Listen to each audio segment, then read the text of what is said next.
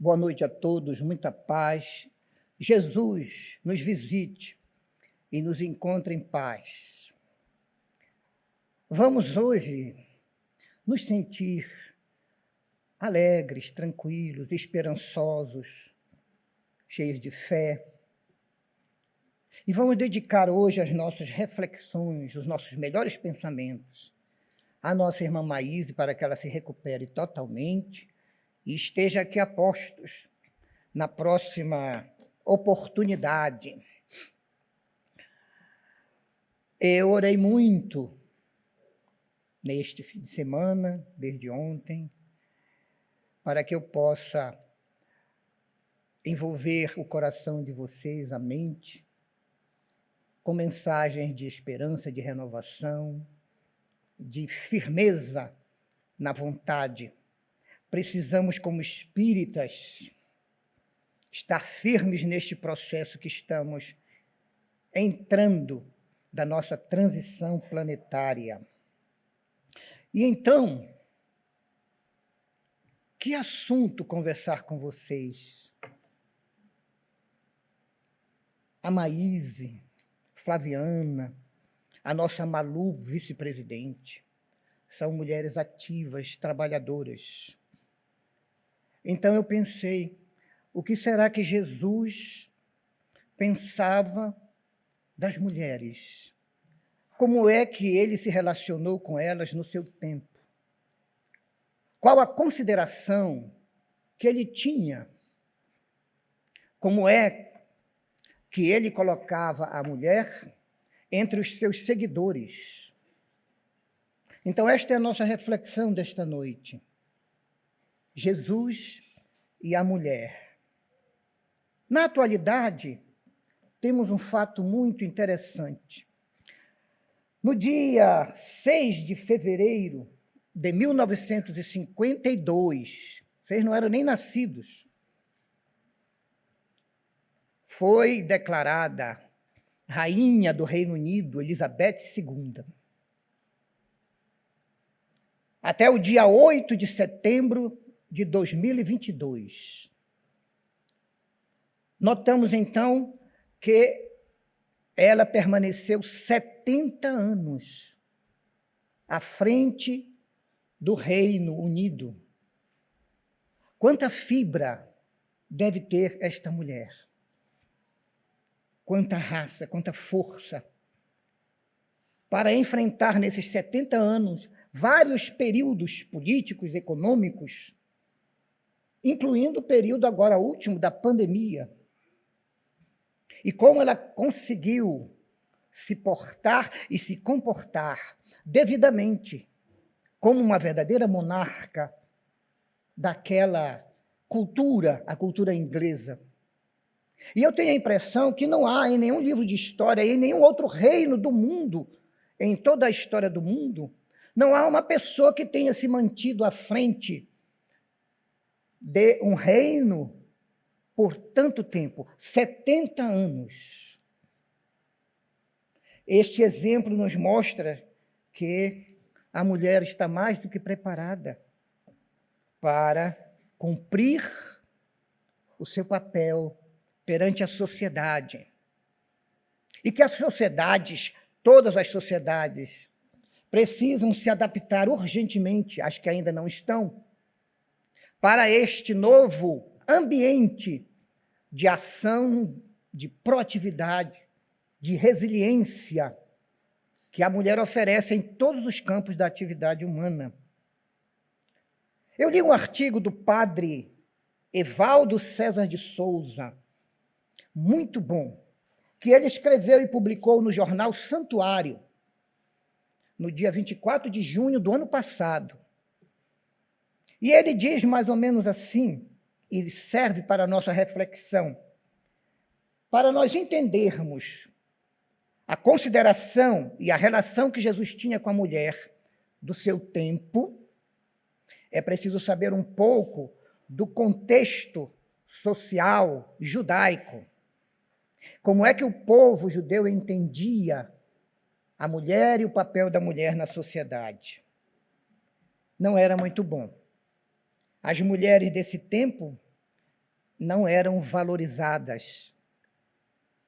Eram tratadas, às vezes, como mercadoria. Os pais,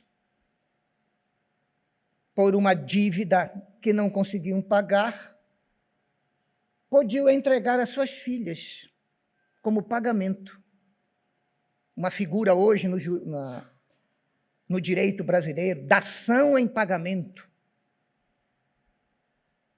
E a mulher era criada, educada para o casamento e a procriação, sendo que no judaísmo pressionavam para que ela tivesse o maior número de filhos possível.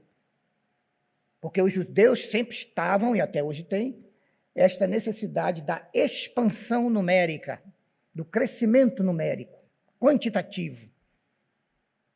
E é lógico, além de dar ao marido uma prole numerosa, cuidar de todas as tarefas da casa. E algumas outras que nós não temos como entender como é possível. Como cuidar da lenha, ir ao poço da cidade, como ia Maria de Nazaré, a mãe de Jesus, buscar água nos cântaros para deixar abastecida a sua casa. Imaginem vocês quantas vezes elas precisavam fazer isso. Para uma família judaica, então, o nascimento de um menino, um varão, era motivo de festa, o que não acontecia com o nascimento de uma mulher. Inclusive, encontrei uma oração. Como é que o machismo conseguiu colocar preconceito em uma oração? Que diz assim no judaísmo: bendito sejas tu, eterno Deus do céu, Rei do universo, que não me fizeste nascer mulher. Gente, como é que alguém ora a Deus e vem e põe um preconceito na conclusão da oração? O que é que vocês que estão aqui, tanto mulheres como homens, mandariam dizer para este homem judeu que orou, quando fez 18 anos, se ajoelhou e orou dizendo a Deus: bendito sejas tu, eterno Deus do céu, Rei do universo, que não me fizeste nascer mulher. Que recado a gente poderia mandar para ele? Eu vou captar do pensamento de vocês. Já sei qual é. Tu não sabes o que estás perdendo. Tu não sabes o que estás perdendo. Até em termos evolutivos, gente, tem algo que enobreça uma alma mais do que a maternidade? Não há. Em todo o universo, não há nada. Então, as Escrituras nos deixam bem claras a fragilidade da condição da mulher. Porém, descobri na cultura judaica alguns sinais de valorização de algumas grandes mulheres que, quando nós vamos paginando o Antigo Testamento, nós vamos descobrindo. Temos notícias de mulheres que foram personagens importantes na epopeia da vida dos judeus, dos hebreus. Claro, primeiro de todas, Eva. Eu imagino Deus chamando Cristo para uma conversa. E Cristo dizendo: Pai, o Adão está muito calado. Aquela mesmice todo dia, tudo dá certo. Eu sinto, Pai, que alguma coisa falta para o Adão. E o Senhor disse para o Cristo: olha, eu criei uma coisa maravilhosa, mas é tão maravilhosa que eu fiquei só para mim, não dei para ninguém. E o Cristo: não, mas faz isso por nós, pela humanidade. Tá bom, eu vou compartilhar com você. E criou a Eva. E a Eva, quando chegou, inventou o auê. A primeira coisa que ela fez. Soube que tinha uma árvore da vida e do conhecimento. Mas ninguém me contou nada. Vamos lá, Adão. E chegou lá, estava o tentador, o opositor. E ela disse: me conta tudo, não esconde nada, eu quero saber de tudo. O Adão nem se interessava, passava todo dia pela árvore. Mas quando a Eva botou, que árvore é esta? É a do conhecimento, da vida, da existência. Mas o Senhor proibiu. O que proibiu? Vamos lá. E conheceu tudo, e começou tudo, gente. E começou, então, a história da humanidade. Ainda mais, aqui para nós, ainda mais, vocês imaginem se fosse Adão que tivesse que parir e ter parto com dores. Tenho certeza que só nascia um ser humano, até hoje. Nunca mais tinha ser humano. Então, a Eva movimentou, agitou e começou a nossa história. Sara, esposa de Abrão, que depois o Espírito disse, agora o teu nome é Abraão. Naquela época era assim, os espíritos se comunicavam livremente com os encarnados, influenciavam nas suas vidas, trocava até o nome deles. Jacó, por exemplo, o Espírito disse, teu nome agora é Israel. Está aqui na Bíblia. Teu nome agora é Israel. E ele se chamou Israel. Então o Espírito disse a Abraão, ele vivia na Caldeia, lá na cidade de Ur. Levanta todo o teu acampamento, pega todas as tuas coisas, toda a tua parentela, todos os teus servos, e vem após mim, que eu vou te levar para uma terra onde haverá leite e mel. A terra prometida a Abraão. Foi um espírito, está escrito aqui, o Espírito chamou ele e disse isso. E depois diz que é o Espiritismo que inventou comunicação mediúnica, gente. É a Bíblia que diz isso. E ele aceitou a ideia do Espírito e foi. Mandou todo mundo levantar, saiu de Ur da Caldeia e foi em direção à Palestina, a terra prometida. Então, acontece que Sara era estéril. Isso é o que diz na Bíblia, mas a Bíblia foi escrita por homem. Quem é que garante que o estéril não era Abraão? E que o milagre, entre aspas, que o Senhor fez, foi em Abraão e não em Sara? Bom, de qualquer maneira, Sara teve uma grande importância, porque ela foi motivo de um dos primeiros favores da divindade, da espiritualidade, para a geração futura, que daí a 1800 anos iria receber a visita do governador planetário, de Jesus de Nazaré. Então era preciso preparar um povo, desde logo, que tivesse a crença no Deus único e tivesse um código de conduta, de postura, de comportamento, condizente com a mensagem que o futuro profeta iria trazer. E Sara, então, dá início a essa comunidade descendente de Abraão. Foi a primeira aliança, a aliança do Senhor com Abraão, formando, então, a história da humanidade, especialmente hoje, do cristianismo ocidental. Rebeca foi escolhida para ser a esposa de Isaque, o filho de Sara com Abraão. Rebeca teve também grande atividade. Depois Raquel, outra famosa da história bíblica antiga. Miriam, a irmã de Moisés, que dividia com Moisés e com Arão, eram 3 irmãos, Moisés, Arão e Miriam. Dividia a assistência espiritual, moral e espiritual ao povo em perturbação, porque Moisés não suportava, eram, segundo a Bíblia, 650 mil homens, mais as suas famílias, esposas e filhos. Imaginem todo mundo querendo falar com o Senhor, fazer consulta aos espíritos, e só tinha o Moisés. Tanto que depois ele pede, e o Senhor atende, o Senhor recomenda que ele escolha 70 anciãos justos, homens de bem, que ele iria espalhar dos dons do Espírito de Moisés por esses 70 para ajudá-lo a orientar moral e espiritualmente o povo. Então, Míriam foi muito importante. Outra importante, Raabe, graças a ela, os espiões de Josué, sucessor de Moisés, entraram em Jericó em segredo e ficaram hospedados na casa dela.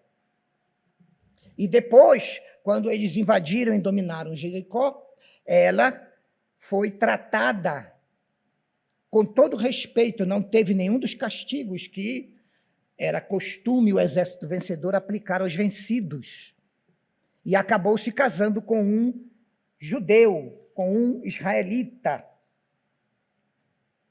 Ruth, que é tão importante que tem o seu nome no Antigo Testamento, o livro de Ruth, assim como Esther. Mulheres que realizaram grandes feitos na história de Israel. Esther, inclusive, teve um tempo em que foi rainha.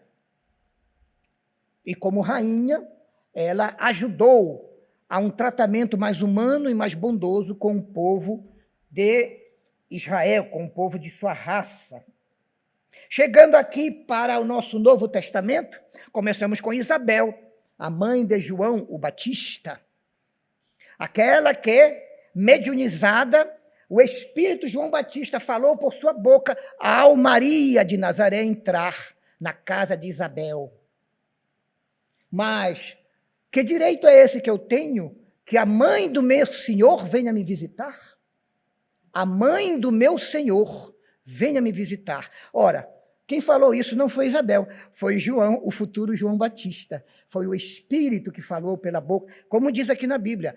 Isabel, plena de Espírito Santo, saudou Maria com a seguinte frase: de onde vem esse meu direito de que a mãe do meu Senhor venha me visitar?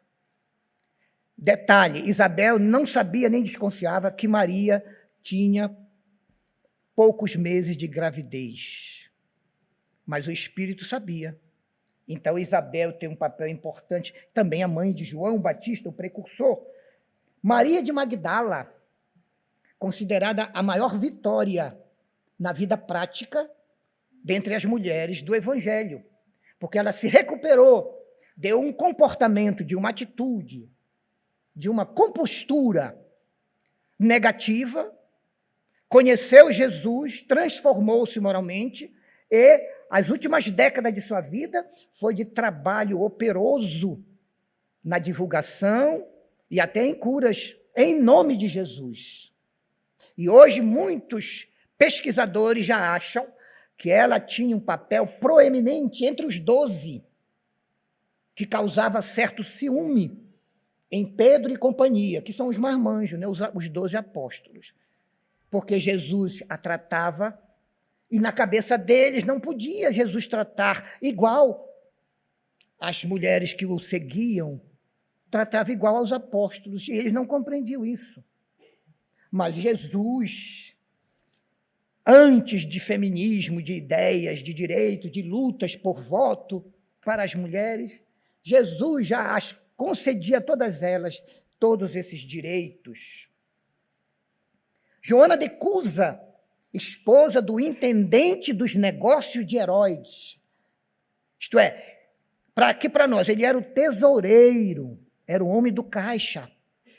Ela era esposa de Cusa, mas ela tinha uma infelicidade terrível. Cusa era devasso. Ele queria viver a romana. Então participava das festas que duravam a noite inteira, tinha uma vida de adultério, e ela sofria muito. Quando conheceu Jesus, ouviu falar dele, e discretamente passou a ouvir de longe as suas pregações. Ficou encantada, tocou o seu coração, e ela decidiu, era uma mulher de firmeza, ela decidiu, é isto que eu quero. Eu não quero saber de Cusa, da importância dele, do dinheiro que nós temos, era uma família rica. Eu quero seguir Jesus. Pediu uma entrevista com ele. E ele concedeu. E na hora ela chega a Jesus e diz: Senhor, eu estou aqui para te declarar que a partir de agora vou te seguir como tua discípula, se tu me aceitares. Em vez de Jesus dizer alguma coisa, ele fez uma pergunta: Joana, tu me amas? Amo, Senhor. Amo tanto que vou deixar minha família, o meu lar, para te seguir. Ao que Jesus repetiu a pergunta: Joana, tu me amas? Amo, Senhor. Acabei de dizer. Quero andar contigo, quero seguir a tua doutrina. E ele, por terceira vez: Joana, tu me amas? Senhor. E aí Jesus explicou: se tu me amas, Joana, volta para a tua casa. Para Jesus, o trabalho de Joana para sustentar o lar, conduzir o filho à educação, manter a tranquilidade, ser a ponte entre os bons espíritos e a casa, a residência, a família, era preciso que ela estivesse lá e estivesse bem. Então Jesus disse: Joana, se tu me amas, volta para a tua casa. Ele sabia, porque não deu 2 anos, Cusa adoeceu gravemente e morreu, ela ficou viúva. Então, ela ainda tinha, naquele núcleo familiar, muitas boas obras a realizar, em benefício do próprio Cusa, em benefício dela, em benefício do filho. Então, não precisaria, para cobrir um santo, descobrir o outro, como nós dizemos. E Jesus então disse: se tu me amas, volta para o teu lar. E ela obedeceu. E logo depois, Cusa partiu para o mundo espiritual. Marta e Maria, as irmãs de Lázaro, muito importante na história de Jesus. Quando ele ia a Jerusalém, pousava na residência, que era aprazível. Lázaro era abastado também. Tinha um quarto para que ele ficasse sozinho. Ele sempre ficava em Betânia, mais ou menos 3 quilômetros da porta de Jerusalém. Ele saía junto com o sol nascendo e voltava com o sol se pondo para a casa de Lázaro. E ele era tratado como um membro da família. Entretanto, Maria, a caçula, Lázaro, Marta, Maria. A caçula amava Jesus de forma conjugal. Tinha planos com ele. Queria ser sua esposa, constituir família. Claro que Jesus percebeu, no primeiro olhar, mas foi administrando com respeito, sem magoá-la. Até o dia que a família, o próprio Lázaro pressionou: Senhor, conversa com Maria, ela anda muito triste.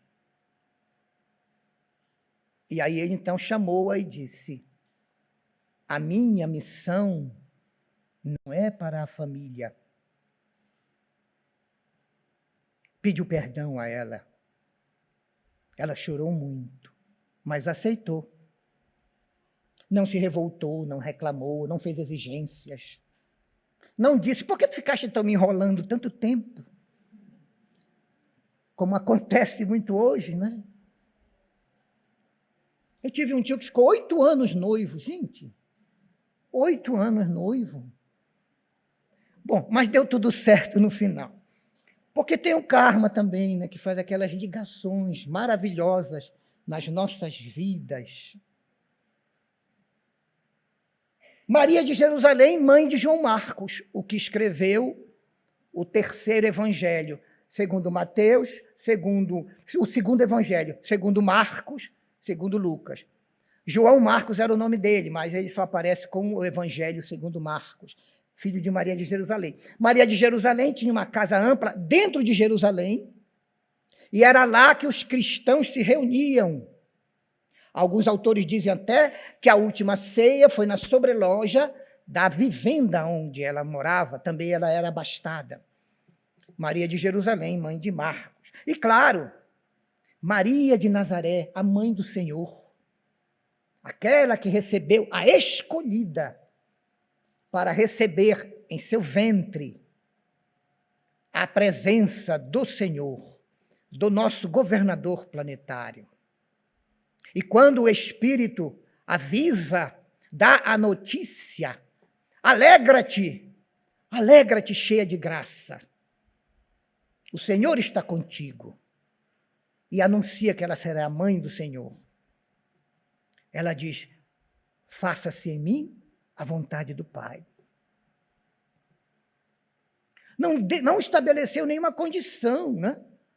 Como seria hoje. Mas espera aí, vocês têm certeza que sou eu mesmo? O que é que eu vou ganhar com isso? Nada disso. Faça-se em mim a vontade do Pai que está nos céus. Maria de Nazaré. E depois, quando Jesus partiu, ela ficou sozinha no mundo. E com João, dedicou-se a atender em Éfeso, na casinha que eles receberam, segundo Humberto de Campos, no livro Boa Nova, no último capítulo, número 30, Maria de Nazaré. Segundo ele, ela recebia todos os dias.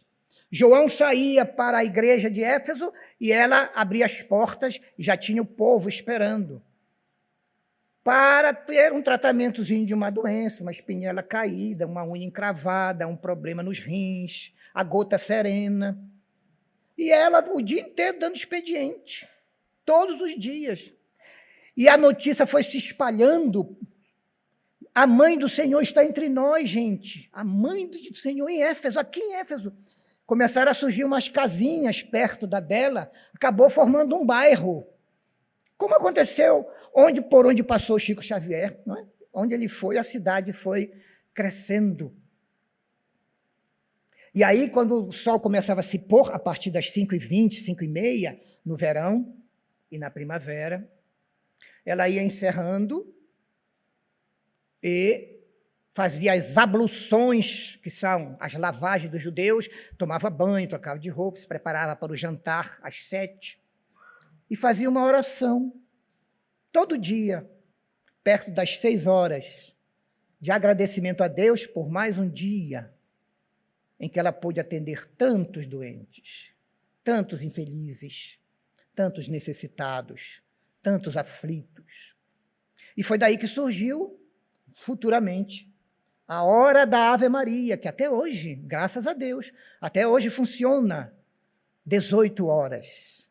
Então, são mulheres importantes que estão nas escrituras do nosso cristianismo. E por que eu falo cristianismo? Porque o espiritismo é o cristianismo de volta, é o cristianismo redivivo. Então, nós temos que conhecer a história desses grandes personagens da história do cristianismo. E hoje estamos dedicando especialmente aos personagens da polaridade feminina, às mulheres. Tá? Então, estudando o Evangelho, nós vamos ver nas passagens do Evangelho, segundo Mateus, segundo Marcos, segundo Lucas e segundo João, vamos encontrar Jesus relacionando-se com mulheres e dando a elas o devido valor, os devidos direitos, os cuidados que elas merecem. Então, foi Jesus quem deu, pela primeira vez na história do mundo, um salto de qualidade e uma ousada condição de cidadania para a mulher.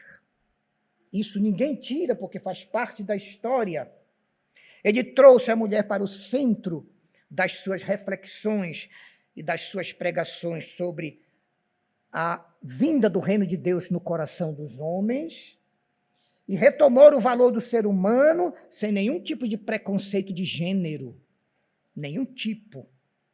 Todas as pessoas eram merecedoras dele do mesmo respeito, da mesma solicitude. E comprovou que Deus não faz acepção de pessoas. Para Deus, o autor da vida, todos nós somos seus filhos em iguais condições. Vamos então ver, no tempo que nos resta, passagens do Evangelho que mostram a coragem e a ousadia de Jesus em relação à mulher. Primeiro, em uma passagem lapidar, Jesus não permite que homens agressivos apedrejem uma mulher que foi surpreendida em adultério. Era uma armadilha para que ele fosse acusado perante o Sinédrio, o tribunal máximo das causas judaicas. Para vocês entenderem melhor, o Sinédrio era o STF dos judeus, na época de Jesus. Não era como esse de hoje, mas funcionava. Então, levaram a armadilha a Jesus. Mestre, esta mulher foi surpreendida em adultério. Jesus olhou e disse, mas tem algum problema aqui. Cadê o artista que estava com ela? Não poderia ser punida apenas a mulher, segundo o que diz aqui a Bíblia. Vamos lá. Lá no Antigo Testamento,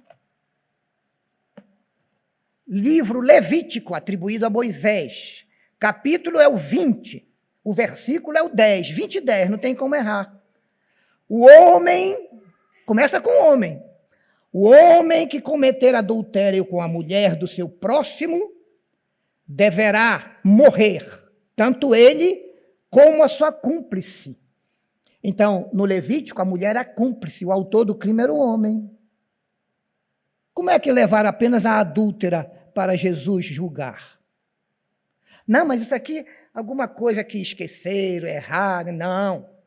O próprio Moisés, no outro livro, lá na frente, Deuteronômio, capítulo 22, esse nem erra, capítulo 22, versículo 22.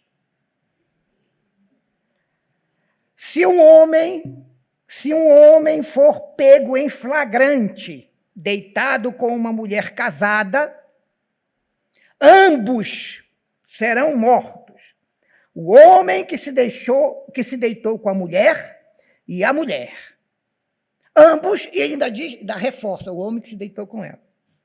Deste modo extirparás o mal de Israel. Um mau exemplo. No tempo de Jesus, os fariseus tinham dado um jeitinho na lei. Vocês pensam que é só brasileiro que dá jeitinho? Os fariseus deram um jeitinho e foram com a tradição, tirando o homem da jogada. Na época de Jesus, o adultério passou a ser, na tradição, um crime específico da mulher casada. Ninguém comete adultério, senão a mulher casada. Pronto. E aí levaram esta mulher. Naturalmente, o maridão era o primeiro que estava na frente, né, do grupo para apedrejar. Jesus deve ter olhado e disse, meu Deus do céu. Ele viu o perfil psicológico daquele homem, daquele espírito. E naturalmente viu todos os crimes que ele praticava. E agora querendo dar uma de justo. E o que foi que Jesus então fez no Sermão da Montanha? Seguindo a lei, ele disse, Mateus capítulo 6, versículo 27 e 28. Ouvistes o que foi dito aos antigos, não cometerás adultério. Eu, porém, vos digo, todo homem, começa com o homem, todo homem, Jesus colocou as coisas no seu devido lugar. Todo homem que olha para uma mulher com desejo libidinoso, já cometeu adultério com ela em seu coração. Mateus 6, 27 e 28. Estendeu a lei para todos nós estávamos condenados aqui. Porque quem é que aguenta, mesmo nos dias de hoje, ver uma moça muito bonita, bem trajada, aquelas de academia, passando com aquele charme diante dos nossos olhos, a gente tem que parar para olhar, gente. Não tem como. Não tem como. Então, Jesus colocou as coisas no devido lugares. Uma mulher que há 12 anos sofria de um fluxo de sangue, hemorragia, chamada da hemorroíça. Ela tinha uma fé em Jesus. E um dia que ele foi a Cafarnaum, ela disse, é hoje. eu tenho certeza que se eu tocar menos no manto ou no vestido dele, eu fico curada. Só que Cafarnaum era cheio de ruas estreitas. E Jesus tinha sido chamado por Jairo, um sacerdote, para ir à casa dele, à casa de Jairo, que a filha dele estava à beira da morte. Outra mulher. Esta tinha apenas 12 anos. E Jesus foi. Mas com Jesus foi a multidão. Agora imaginem vocês, aquela multidão de uma rua larga e vai para uma rua estreitinha para ir para a casa de Jairo. Aquele empurra, todo mundo andando só no sapatinho, porque não tinha como. Aí, de repente, Jesus para. Aí Pedro, que é o nosso representante, o que foi, mestre? Alguém me tocou. Eu disse, mas o Pedro, mas mestre, nós estamos aqui no empurra. Tu quer saber quem te tocou? Aí Jesus revelou uma coisa bem espírita. Alguém me tocou, eu sei que alguém me tocou, porque senti que saiu de mim uma virtude, magnetismo curador. Jesus estava de costas, forneceu o fluido curador para curar a mulher sem que ele visse, mas ele sentiu no espírito. Aí ela então se disse, fui eu, Senhor. Eu tinha fé que tocando no manto, bastava eu tocar no teu manto, eu ficava curada. Ele disse, grande é a tua fé, mulher, seja feito como a tua fé pede. E imediatamente diz o Evangelho, né? Ânimo, minha filha, a tua fé te curou. Desde aquele momento a mulher ficou curada. Há 12 anos ela vivia andando de hospital em hospital. Já tinha ido no SUS, no plano de saúde, no particular, naquele que não aceita nenhum plano. E nada, gente. Mas Jesus, sem olhar, de costa, saiu de mim uma virtude, uma força fluídico-magnética, atraída pela fé da mulher. Se ela não tivesse fé, ela não captava de Jesus o benefício. Depois, na parábola, no discurso das parábolas, Jesus tem a oportunidade de dizer, o reino dos céus é semelhante a uma mulher que colocou fermento em 3 medidas de farinha, até que tudo ficasse fermentado. Mas que parábola é essa? Que até hoje a pessoa tem dificuldade. O reino dos céus é semelhante ao fermento que uma mulher tomou e pôs em 3 medidas de farinha, até que tudo ficasse fermentado. Então, até hoje, os estudiosos têm dificuldade para entender isso. Mas o que nos interessa é que, primeiro, o pão não era comprado em padaria. Ainda não tinham fundado a padaria Pão Prateado. Então, a mulher é que fazia o pão em casa. Para a sorte dela, 2 ou 3 vezes por semana, porque aí ia aproveitando. Então, o melhor pensamento que eu encontrei para essa parábola foi o seguinte, o fermento é o amor. A mulher tem o amor e aplica, como a mulher que está fazendo o pão aplica o fermento. E as 3 medidas de farinha representam a fé, a esperança e a caridade. Então, com amor, a mãe, a mulher, a esposa, aplica esse amor. Se o coração do seu próximo estiver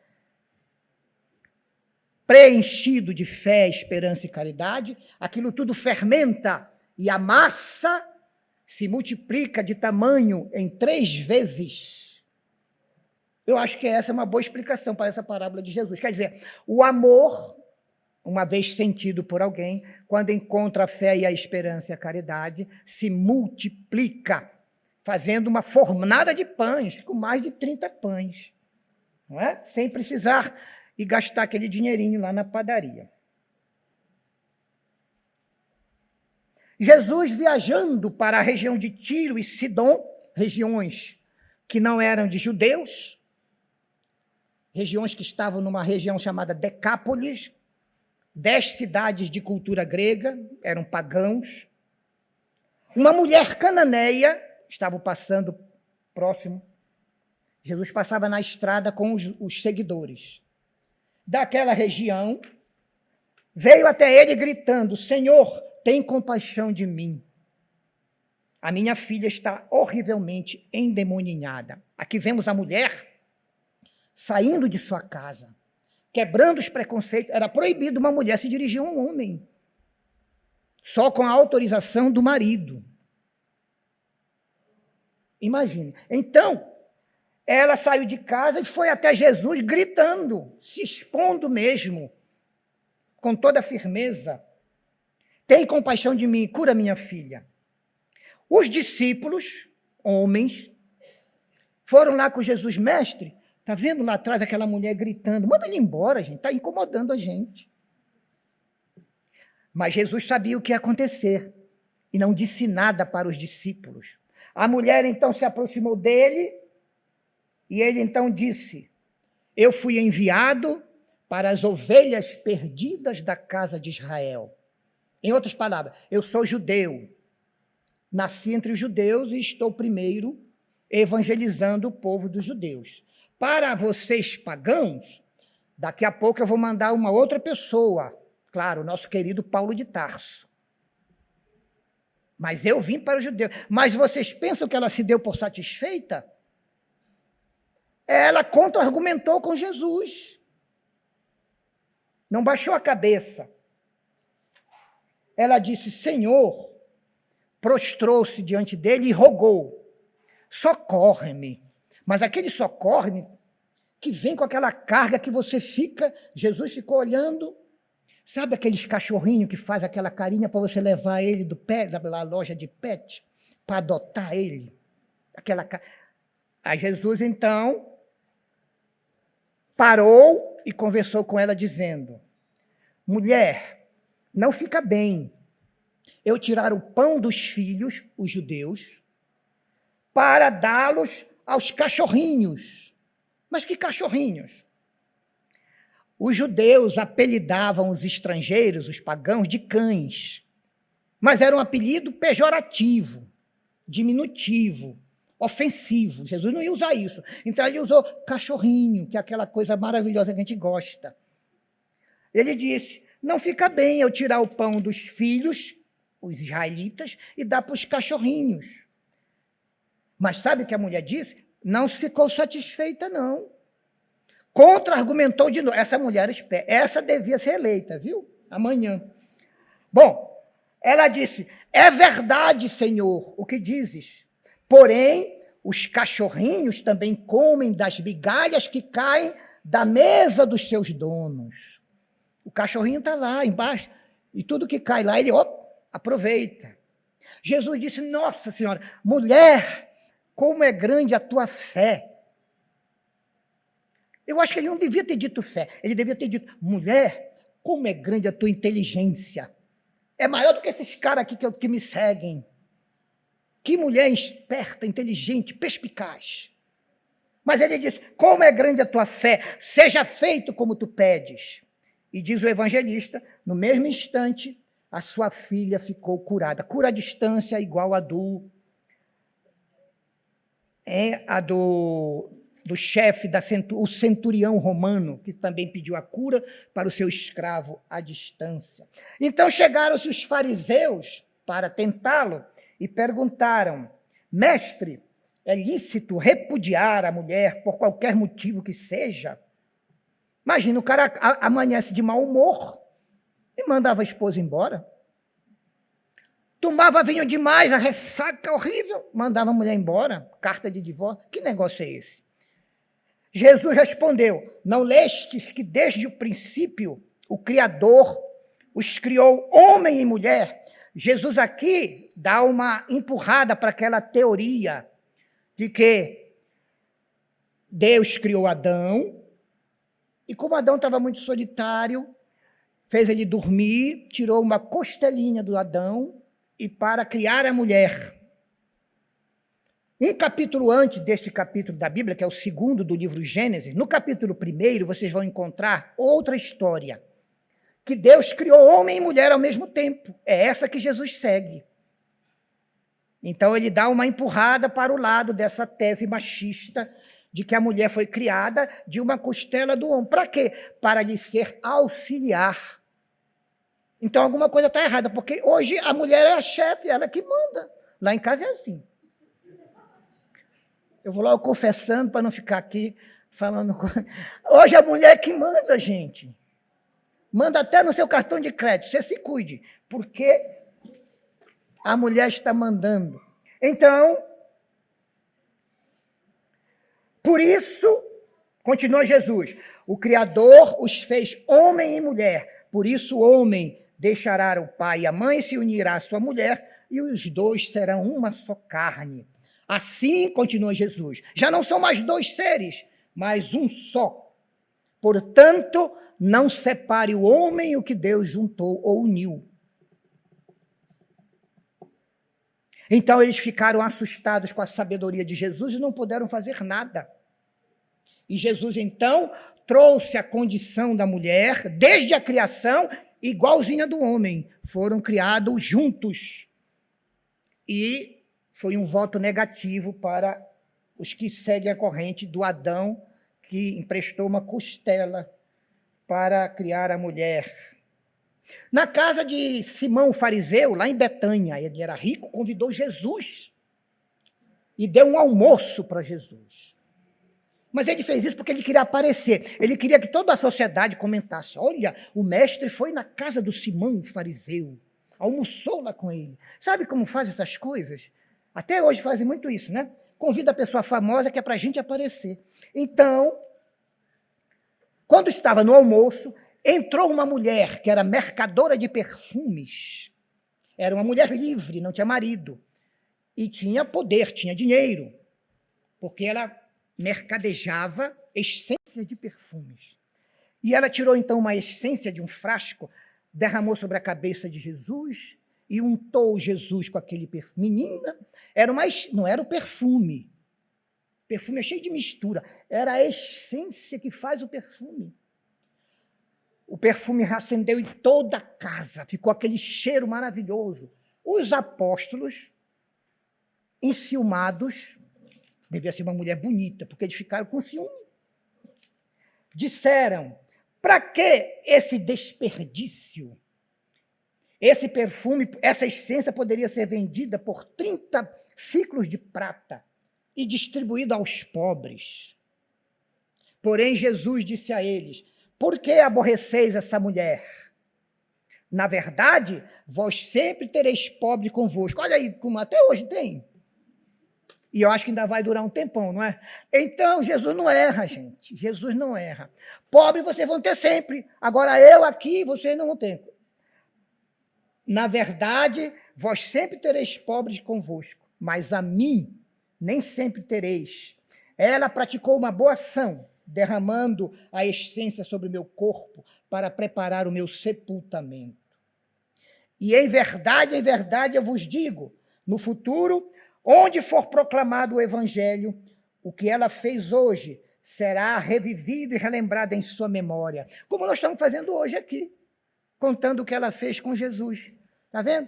Ela ficou, e ninguém sabe quem foram os discípulos que disse: ai, que desperdício. Ninguém sabe quem foi, mas ela a gente sabe. Jesus não erra. Segundo Lucas, Jesus andava por cidades e vilas anunciando a boa nova do reino. Os apóstolos o acompanhavam, seus discípulos também, assim como também algumas mulheres que haviam sido curadas de doenças e de espíritos malignos. Então, Jesus, diferente dos profetas, nenhuma mulher seguia um profeta judeu, de jeito nenhum. Jesus admitia como discípulo mulher, da mesma forma como admitia um homem. Então, elas, segundo Lucas, capítulo 8, versículos 1 a 3, além dos apóstolos e discípulos, havia um grupo de mulheres que a Bíblia chama de as mulheres piedosas. Porque Jesus as havia beneficiado, então elas seguiam a Jesus. Eram mulheres livres, não tinham família, não tinham filhos. que haviam sido curadas de doenças e de espíritos malignos. Maria de Magdala, da qual haviam saído 7 demônios. Olha, vocês ficam falando hoje de empoderamento. Empoderamento é isso da Magdala. Ela tinha 7. Eu fico fazendo palestra, dando curso, tenho um só e aqueles negocinho fraco. A Magdala não, ela tinha 7 demônios, gente. Era poderosa, poderosíssima. Era uma mulher belíssima. Aqui para nós, fofoca da Bíblia, eu acho que esses 7 demônios eram todos apaixonados por essa mulher.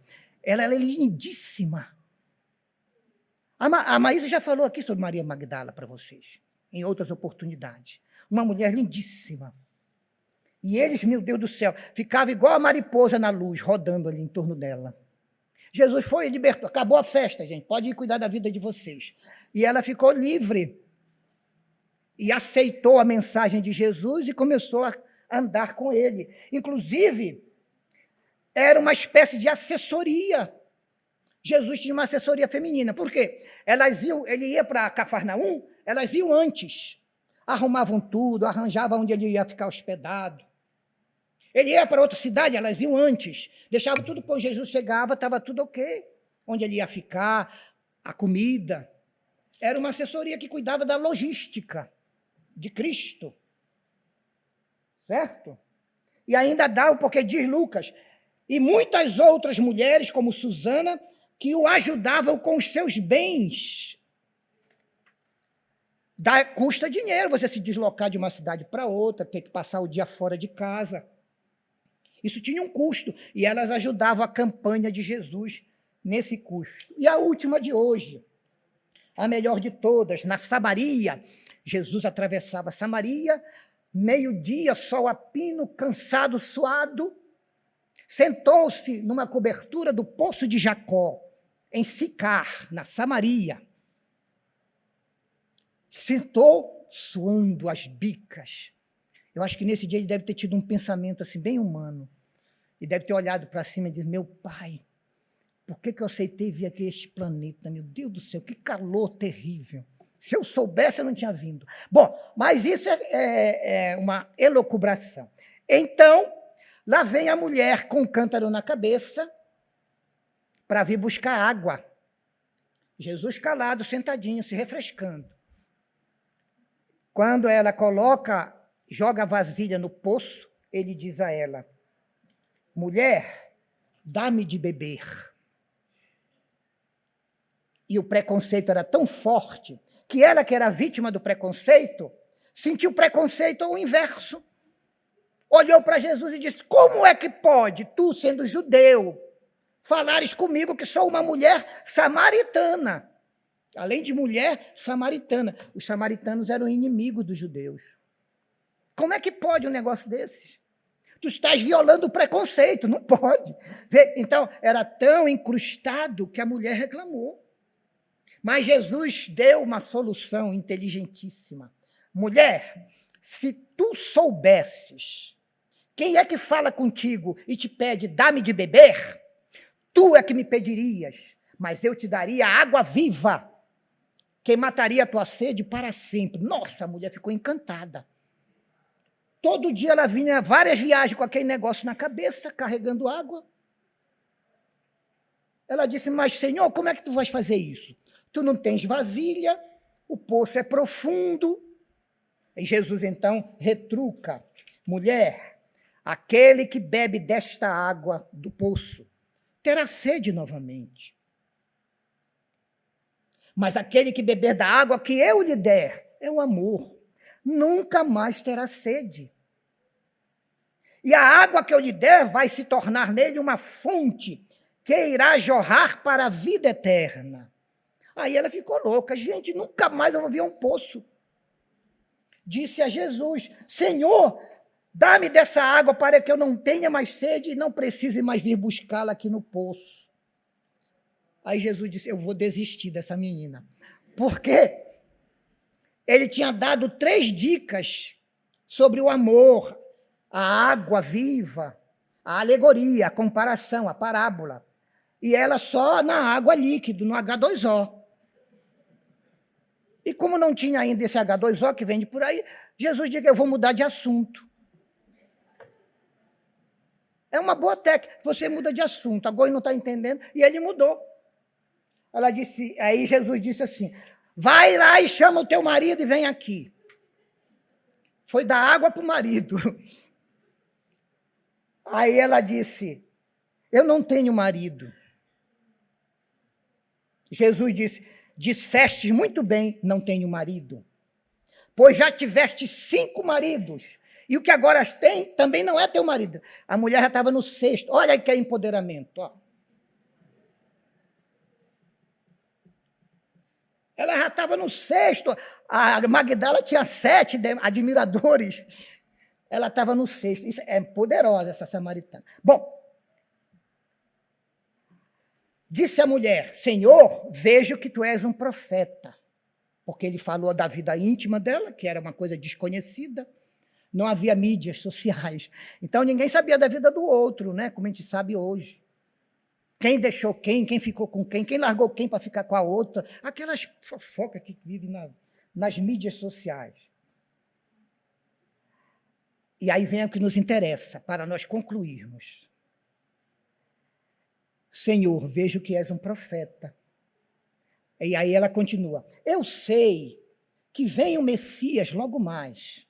E quando ele vier, irá nos anunciar tudo, disse a mulher. Jesus levantou-se, olhou nos olhos dela e disse, sou eu que falo contigo. Jesus não disse isso nem a Pedro, nem a João, nem a Tiago, nem a nenhum dos apóstolos. Jesus não disse isso a ninguém. Não há nenhum versículo nos 4 evangelhos de Jesus dizendo que era o Messias diretamente.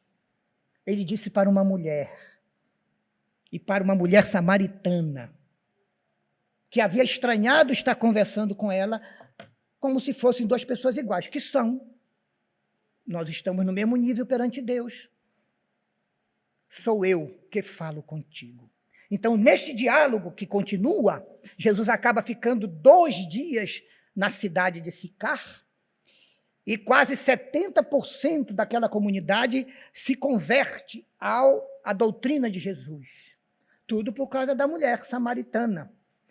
E, para encerrar, esta mulher aproveitou depois tanto esse diálogo com Jesus, que no século XVI, ela esteve de novo entre nós aqui na Terra, segundo Carlos Juliano Torres Pastorino. Ela esteve aqui na Terra de novo como a mulher mais excepcional da Espanha, Teresa de Ávila, hoje Santa Teresa. Segundo Pastorino, ela é uma reencarnação da mulher samaritana, Teresa de Ávila, que andou por toda a Espanha a pé com São João da Cruz, que era quase uma alma gêmea dela, fundando conventos e fundando conventos para mulheres e mosteiros para homens, na sua ordem religiosa.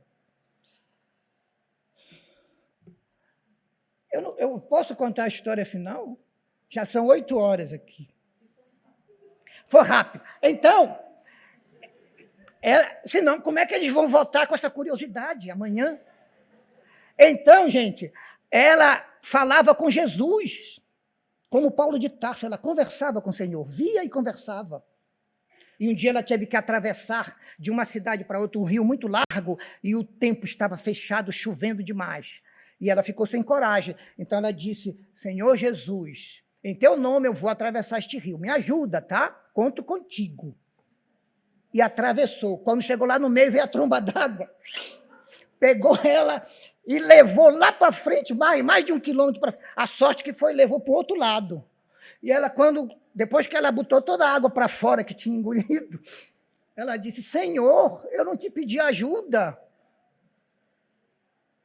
Será? Aí Jesus disse, Teresa, eu te ajudei o que pude. Aí ela disse, mas é assim que tu trata os teus amigos, Senhor? É por isso que tu tens tão poucos amigos. Teresa de Ávila. Pesquisa, a vida dela é espetacular. O nosso tempo já acabou. Eu já fui avermelhado ali pelo nosso comandante da gravação. Vocês me perdoem ter me empolgado demais. Vamos, então, agradecer, não é? Eu agradeço a vocês por estarem aqui, agradeço aos que estão nos vendo, nos ouvindo, nos escutando, e agradeço aos bons espíritos que em 5 minutos tiraram o meu nervosismo. Foi uma beleza. Então, fechemos os olhos e digamos: Senhor Jesus, amigo de todas as nossas horas, tu que não falhas nunca conosco, abençoa-nos, aceita-nos, acolhe em teu coração o nosso coração. Permanece conosco, visita-nos em nossos lares, acompanha de perto as nossas vidas e fortalece em nós todas as virtudes e qualidades que já possuímos, para que nós também possamos realizar o trabalho que nos compete, do nosso melhoramento cotidiano e da nossa vivência do Evangelho pela prática do bem e da caridade. Abençoa-nos, Senhor.